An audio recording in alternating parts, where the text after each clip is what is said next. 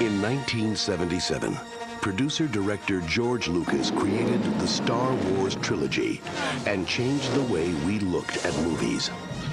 Now, 20 years later, using new digital technology, Lucas and his creative teams at Lucasfilm, THX, Skywalker Sound, and Industrial Light and Magic have completely restored, enhanced, and added to these classic movies to create the Star Wars Trilogy Special Edition.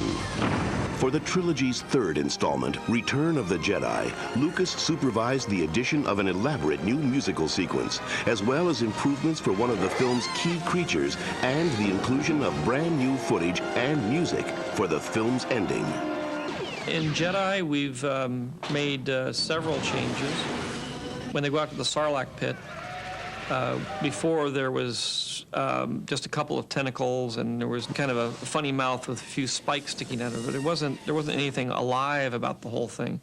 And so what we've managed to do is take and create a kind of a beak that comes out and attacks him, and more tentacles, and it just looks much more realistic and much more threatening, which I think helps that scene considerably. In the Jabba the Hutt scene, there was a little musical number which we never really had the time to shoot. When we were doing it, the production was running behind, everybody was racing. We managed to catch a couple of shots of the band, and we put a little bit of music in it, but it was meant originally to be a big musical number, which I thought would be funny in the middle of a Star Wars film. Also, some of the puppets that we used were very static in how they could move. The state-of-the-art animatronics had only reached a certain level. Cy Snoodles couldn't really open her mouth. She couldn't lip sync properly. Her eyes didn't move. It was, it was a very complex creature to develop.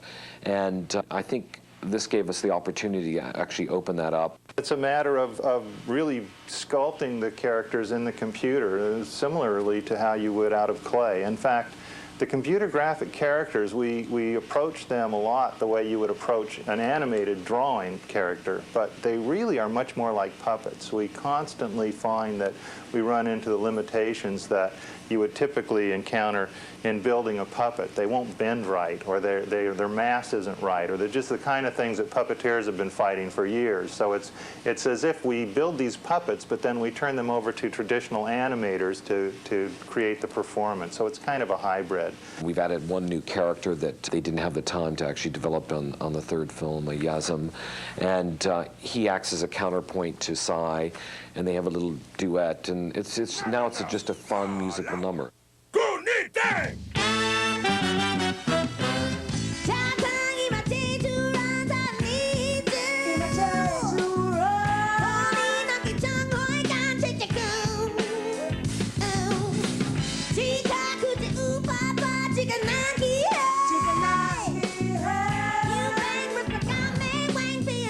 I think it adds more of the atmosphere and the quality that I was looking for originally in the Jabba sequence.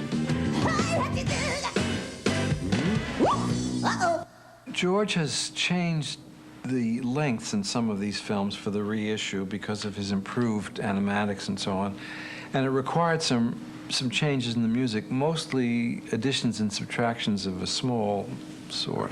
The only thing I had to re-record for this new trilogy was a short finale for the third Return of the Jedi, the very end of the film, where George created a new scene of celebrating, and he had some ideas for new music there, and gave me a film without any sound but with a tempo, with the Ewoks sort of dancing and reacting and reveling, in their success.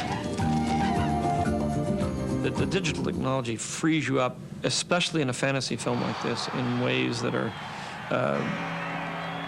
basically overwhelming. I mean, you could think of things, you could write things, but it's very hard to make that literal and make it real. And digital technology is the thing that's going to allow that whole medium, which is science fiction and fantasy and film, to flourish as it never has before.